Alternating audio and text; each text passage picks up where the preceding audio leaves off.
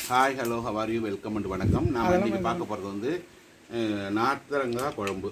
இது ஒரு நல்ல ஒரு ரெசிபி. இது நார்த்தரங்காய் குழம்பு எப்படி வைக்கிறதுன்னு தான் பார்க்க போகிறோம். நம்ம ஆக்சுவலாக பார்த்திங்கன்னா நார்த்தரங்காய் வந்து ரொம்ப உடல் சூட்டை தணிக்கக்கூடிய ஒரு மிக மிக முக்கியமான ஒரு ஆயுதம்னு நம்ம சொல்லலாம். நம்ம இதை இந்த நார்த்தங்காயை வந்து நம்ம சாப்பிட்றதால வந்து நமக்கு ரத்தம்லாம் சுத்தகரிக்கப்படுது, இம்யூனிட்டி பவர் உடம்புல அதிகமாக ஏறும். ரத்தம் சுத்திகரிக்கப்படுறதால வந்து கிட்னி ப்ராப்ளம், இந்த மாதிரி பிளட் சர்க்குலேஷன் கம்மியாக இருக்கவங்க, அந்த மாதிரி உள்ளவங்களுக்குலாம் அது ரொம்ப நார்த்தங்காய் ரொம்ப யூஸ்ஃபுல்லாக இருக்கும். இதனுடைய பழசாரை வந்து குடிச்சு வர வந்து நமக்கு வந்து உடம்பு வந்து குளிர்ச்சி அடையும்.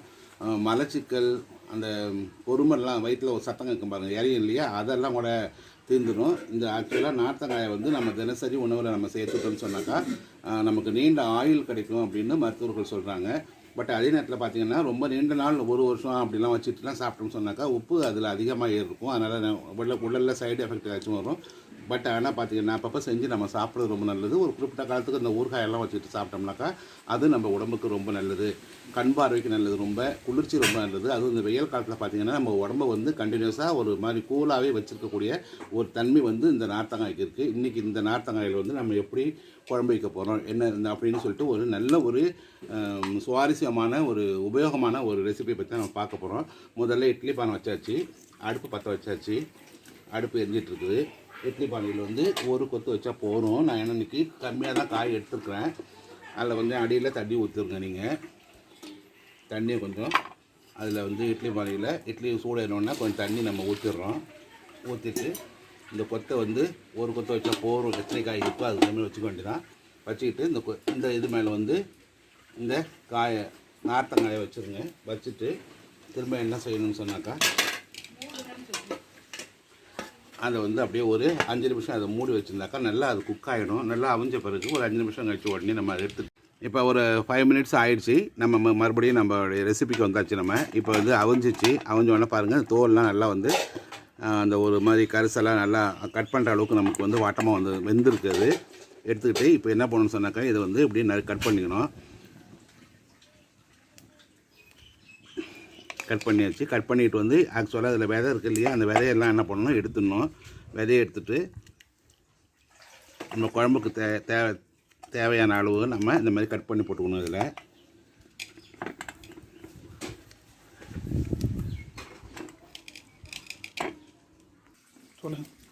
நல்லா வந்த பிறகு இப்போ காயை வந்து அந்த இட்லி பானிலேருந்து எடுத்தாச்சு. எடுத்துக்கிட்டு இந்த மாதிரி சின்ன பீஸாக இந்த மாதிரி சின்ன பீஸாக கட் பண்ணி போட்டுடணும். இது வந்து ஆக்சுவலாக பார்த்திங்கன்னாக்கா மேலே இப்படி கருப்பாக தான் இருக்கும். அப்புறம் குழம்பு நீங்கள் ரெடி பண்ணிவிட்டு குழம்புல போட்ட பிறகு பார்த்திங்கன்னா இதெல்லாம் ஸ்டிப் ஆகிடும். இப்போ வந்து இந்த மாதிரி ஒரு மாதிரி ரொம்ப சாஃப்டாக இருக்க மாதிரி இருக்கும். விதையெல்லாம் சுத்தமாக எடுத்தாச்சு. இப்போ இதை கட் பண்ணி வச்சாச்சு. அடுத்தது வாங்க பார்க்கலாம். முறைப்படி இப்போ மண் சட்டியில் தான் வச்சுருக்கேன் நான். இப்போ இது மண் சட்டி நல்லா சூடு இருக்குது. இப்போ அடுத்தது நம்ம வந்து எண்ணெய் சேர்த்துக்கிறோம். நம்ம அதில் சேர்த்தாச்சு, எண்ணெய் சேர்த்தாச்சு. எண்ணெய் கொஞ்சம் சூடு ஏறினோடனே அடுத்தது கடுகு போடணும். எண்ணெய் இப்போ சூடு இருக்குது. சூடு ஏறினோடனே இந்த ஒரு 3 மிளகா எடுத்துருக்கேன். நம்ம என்ன கொஞ்சம் குவான்டிட்டி வந்து நம்ம கம்மியாக எடுத்துக்கிறதால ஒரு 3 மிளகா மட்டும் எடுத்துருக்குறேன். 3 மிளகாயும் போட்டுடலாம். இப்போ அடுத்தது கடுகு, கொஞ்சம் வெந்தயம், கொஞ்சம் சீரகம், இதுதான் நான் இதில் சேர்க்குறேன். நான் இது கடுகு சேர்த்தாச்சு, வெந்தயம் கொஞ்சம் சேர்த்தாச்சு, சீரகம் கொஞ்சம் சேர்த்தாச்சு. இப்போ நல்லா பொரிஞ்சு வந்துட்டுது.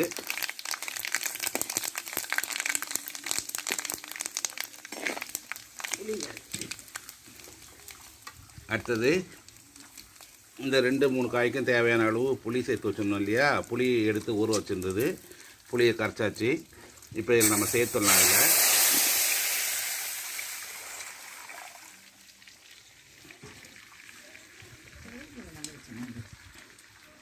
சேர்த்தாச்சு.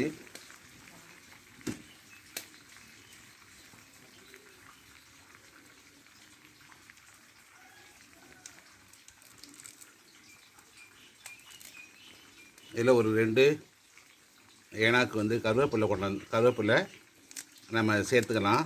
இது நல்லா ஒரு ஃப்ளேவர் நல்லாயிருக்கும். இது ஆக்சுவலாக இப்போ குழம்பு வந்து இப்போ கூட்டி வச்ச உடனே நல்லா ஒரு வாசனை வந்துட்டுது. அதோட வந்து இப்போ சேர்த்துக்கலாம். இதை மஞ்சள்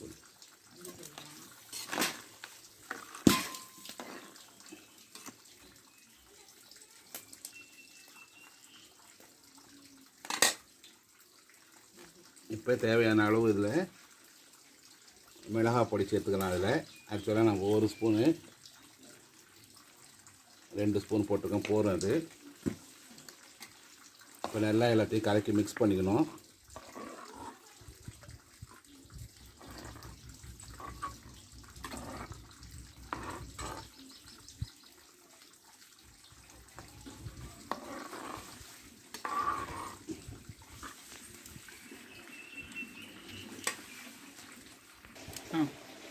இப்போ நம்ம இதில் வந்து தேவையாக லேசாக கொதி வருது, கொதிக்குள்ளே தேவையான அளவு நம்ம உப்பு சேர்த்துக்கலாம். அதில்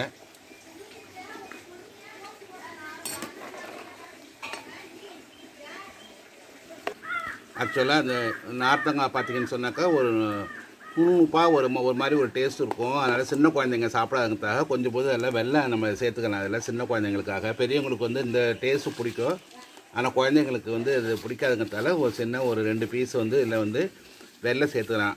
இந்த வெள்ளை சர்க்கரை சேர்க்கக்கூடாது, அது உடம்புக்கு நல்லதில்லை.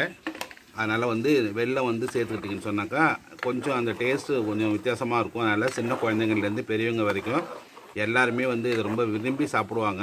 ரொம்ப பிடித்தமான உணவு இது. 2 நாளைக்கு 3 நாளைக்கு கூட இதை வச்சுக்கலாம், வீணாகவே ஆகாது இது. இப்போ ஒரு 2 நிமிஷம் அதை மூடி வச்சிடும் நம்ம.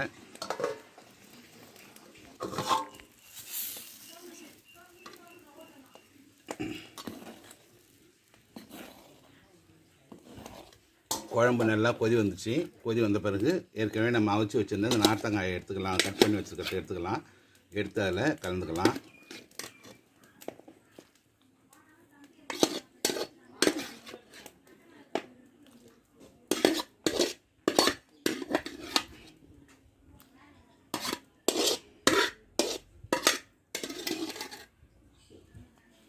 கலந்தாச்சு. நல்லா இதை இப்போ மிக்ஸ் பண்ணி நல்லா இதை வந்து கிண்டி விட்டாச்சு. பாருங்கள், குழம்பு பார்க்கக்குள்ளேயே உங்களுக்கு சாப்பிடணும் போல் தோணும் உங்களுக்கு. இது வந்து 2-3 நாள் நான் வந்து குவான்டிட்டி கம்மியாக வச்சுருக்கேன். கொஞ்சம் நிறையா வச்சுக்கிட்டு இன்னும் ஒரு 5-6 காய் கூட நார்த்தங்காய் போட்டு வச்சுக்கிட்டு நீங்கள் இதை வந்து ஒரு 2-3 நாளைக்கு கூட சூடு பண்ணி சாப்பிட்லாம், வீணாகவே போகாது இது. ஆக்சுவலாக பார்த்திங்கன்னா உடம்புக்கு வந்து நல்ல ஒரு குளிர்ச்சியாகவும் ரத்தத்தை வந்து சுத்தம் பண்ணுறது, வயிற்று பொறுமல், வயிறழைச்சை, கிட்னி பிரச்சனை, இது எல்லாத்துக்குமே இது ரொம்ப ரொம்ப யூஸ்ஃபுல்லான ஒரு ரெசிபி இது. எல்லோரும் வீட்டில் ட்ரை பண்ணுங்கள். இதை வந்து இப்போ மூடி வச்சுட்டோம்னு சொன்னாக்கா ஒரு 5 நிமிஷம் இது கொதிக்கணும். கொதித்த உடனே நான் வந்து உங்களுக்கு எடுத்து ஃபினிஷிங் உங்களுக்கு நான் காட்டுறேன். பாருங்கள், இதுக்கு வந்து இங்கிலீஷில் நார்த்தங்காய்க்கு சிட்ரன்னு பேர், CITRON சிட்ரன் அப்படின்னு பேர். இந்த சிட்ரன் வந்து பார்த்திங்கன்னா புளிப்புத்தன்மை உடையது. கொஞ்சம் காயாக இருந்ததுனாக்கா கொஞ்சம் லேசாக துவக்கிற மாதிரி ஒரு உறுப்புத்தன்மையாட்டம் இருக்கும் அது. அதனால தான் இப்போ நான் வெல்லம் போட்டிருக்கேன். இன்னும் பார்த்திங்கன்னா நிறைய பழங்கள்லாம் பாருங்கள். பழங்கள்லாம் சாறு புழிஞ்சு ஆக்சுவலாக பார்த்திங்கன்னு சொன்னாக்கா கொஞ்சம் வெந்நீரில் கலந்து குடிச்சிங்கன்னு சொன்னாக்கா ஃப்ரீயாக மோஷன் போகும், குடல் சுத்தமாகும். ரொம்ப எல்லா வகையிலுமே நார்த்தங்காய் இந்த ரெசிபி வந்து ரொம்ப நல்லது. ட்ரை பண்ணுங்கள், வீட்டில் பாருங்கள், லைக் பண்ணுங்கள். ரொம்ப பிடிச்சிருக்கு உங்களுக்கு. செஞ்சு சமைச்சு சாப்பிட்டு பார்த்துட்டு எனக்கு வந்து ரிசல்ட்டு போடுங்க. ஆக்சுவலாக கமெண்ட் பண்ணுங்கள், சப்ஸ்கிரைப் பண்ணுங்கள், சப்போர்ட் பண்ணுங்கள். ஒரு 5 நிமிஷம் கொதிக்கட்டும், அப்புறம் நான் உடனே திரும்பி எடுத்து காமிக்கிறேன். 5 நிமிஷம் ஆகிட்டுது. இப்போ பாருங்கள், சூப்பராக பழங்காலத்து முறைப்படி நம்ம இந்த மண் சட்டியில் நம்ம வச்சுருக்கோம். நம்ம குழம்பை பார்க்கவில்லையே உங்களுக்கு சாப்பிடணும் போகுது. அந்த சாப்பாடு ரெடி ஆகிடுச்சு. இப்போ குழம்பை நம்ம வந்து இறக்கி விடலாம். இறக்கிட்டு கொஞ்சம் போது குழம்பை நம்ம டேஸ்ட் பண்ணி பார்க்கலாம். நீங்களும் வாங்க எல்லோரும் ஒரு நாளைக்கு எங்கள் வீட்டில் நார்த்தங்காய் ரெசிபி குழம்பு சாப்பிடலாம். ஓகே, முடிஞ்சு போச்சு, அவ்வளோதான். நான் அந்த நார்த்தங்காய் ரெசிபி வந்து ஓவர் முடிஞ்சிருச்சு. எல்லோரும் செஞ்சு பாருங்கள், சப்போர்ட் பண்ணுங்கள், சப்ஸ்கிரைப் பண்ணுங்கள். இந்த மாதிரி பெரும்பாலும் பார்த்திங்கன்னா மண் சட்டியில் வச்சு சமைச்சு சாப்பிட்றதுக்கு முயற்சி பண்ணுங்கள். பழைய காலத்து வாழ்க்கைக்கு நம்ம திருமணம்னாக்கா இப்போ இந்த கொரோனா அது இதுன்னு சொல்லிட்டுருக்கோம் இல்லையா, இந்த மாதிரி பிரச்சனைகள்லாம் வராது.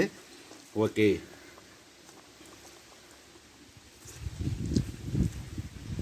ரொம்ப அருமையாக இருக்குது, ரொம்ப நல்லா இருக்குது, டேஸ்ட்டாக இருக்குது. வாங்க எல்லோரும் வாங்க எங்கள் வீட்டுக்கு. நிறையா வச்சு நிறையா எல்லாருமே சாப்பிட்லாம். கண்டிப்பாக ட்ரை பண்ணுங்கள். ரொம்ப ஹெல்த்தியான ஒரு டிஷ் இது, recipe. Okay dear audience, supporters, subscribers, students, wish you all the best. Say bye bye. இன்னும் ஒரு அழகான ஒரு ரெசிபியோட இன்னும் ஒரு நாள் உங்களை நான் மீட் பண்ணுறேன். Thank you to all.